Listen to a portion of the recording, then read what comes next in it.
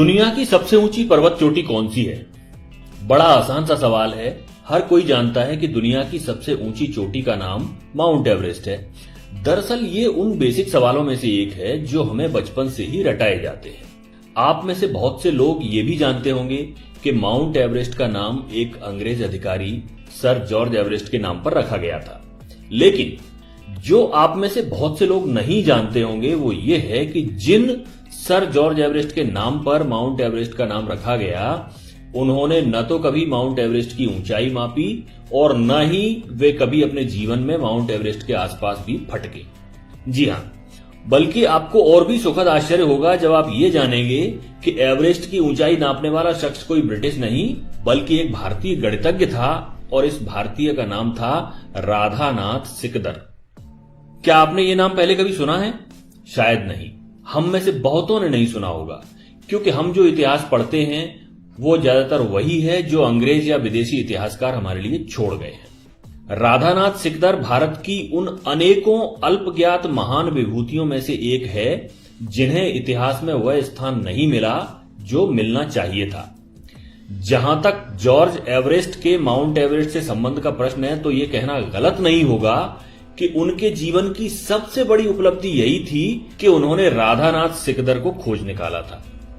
दरअसल 19वीं सदी की शुरुआत में अंग्रेजों ने भारत का मानचित्र तैयार करने के उद्देश्य से पूरे देश का एक त्रिकोणमितीय सर्वेक्षण का प्रोजेक्ट आरंभ किया था।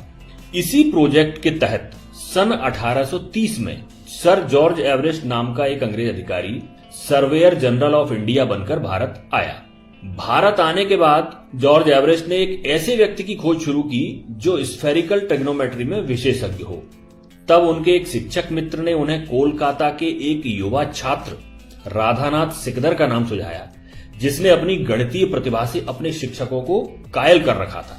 फिर क्या था, सर जॉर्ज एवरेस्ट ने राधानाथ सिकदर को अपने विभाग में कंप्यूटर के पद पर नौकरी पर रख लिया।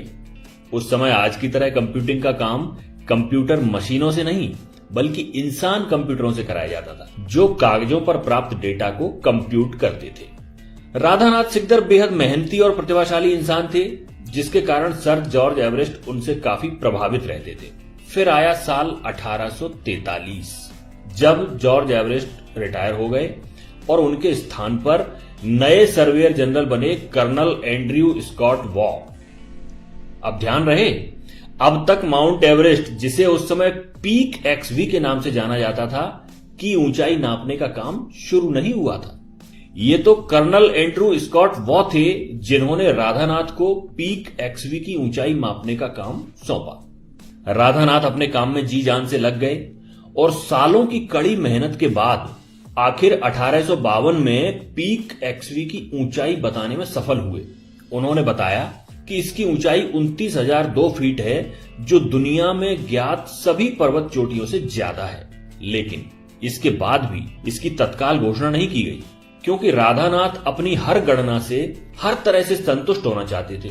सभी आंकड़े एक बार फिर से जांचे गए और आखिरकार 1856 में जब वे पूरी तरह संतुष्ट हो गए तब इस बात की आधिकारिक घोषणा की गई कि पीक एक्सवी ही दुनिया की सबसे ऊंची चोटी है। इससे पहले कंचनजंगा को दुनिया का सबसे ऊंचा पर्वत शिखर माना जाता था।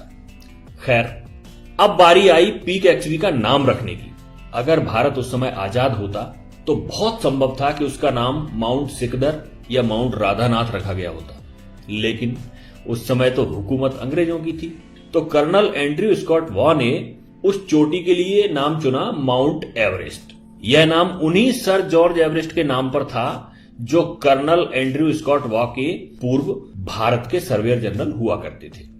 तो इस तरह एक प्रतिभाशाली और परिश्रमी भारतीय गणितज्ञ जिसकी शोहरत पूरी दुनिया में होनी चाहिए थी, जो अपने काम के प्रति इतना समर्पित था कि उसने आजीवन विवाह नहीं किया, उसके योगदान को बड़ी आसानी से भुला दिया गया।